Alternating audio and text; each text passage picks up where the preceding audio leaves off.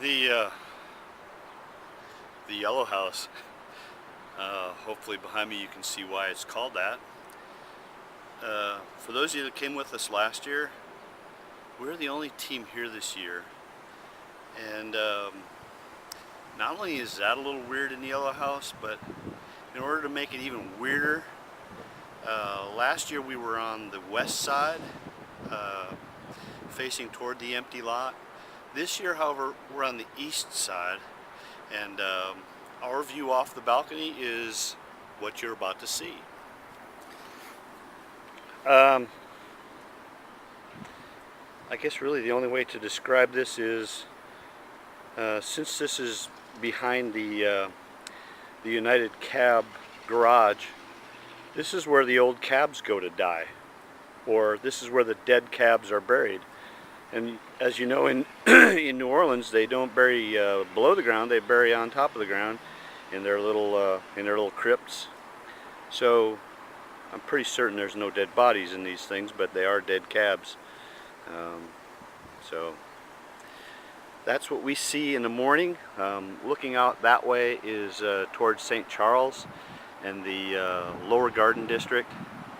It's only about, at most, 4 blocks away, and St. Charles is the primary road on which the Mardi Gras parades come down. They may start somewhere else, but they all end up on St. Charles.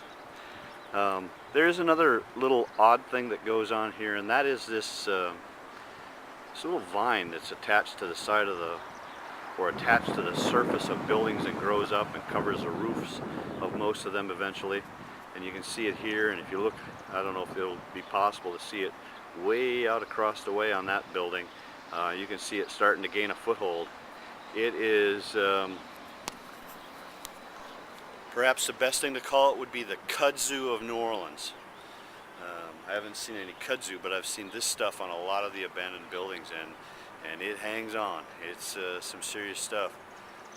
The work yesterday, I did not get to use my military discount at Lowe's or at Home Depot because I made a semi-controversial statement about the early church, in that I likened what they were doing to, and wow, was this ever controversial amongst us conservative Christians? I likened what they were doing to communism.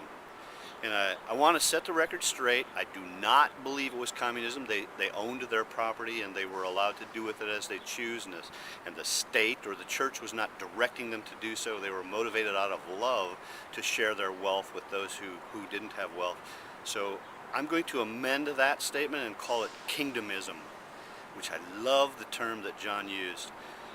John is John Gerhardt, the pastor at Castle Rock Community Church, and John is a great man and a lot of fun to be around, and we had a really good time with him. They were able to secure their financing line for the property that they hope to move to real soon.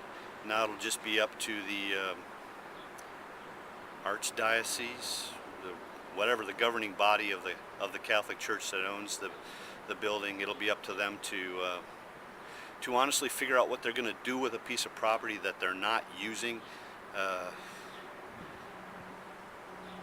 Hey, God will figure it out, and let the chips fall where they may. The rest of the world will just be left wondering, whoa, did that just happen? So that's how we roll here in New Orleans.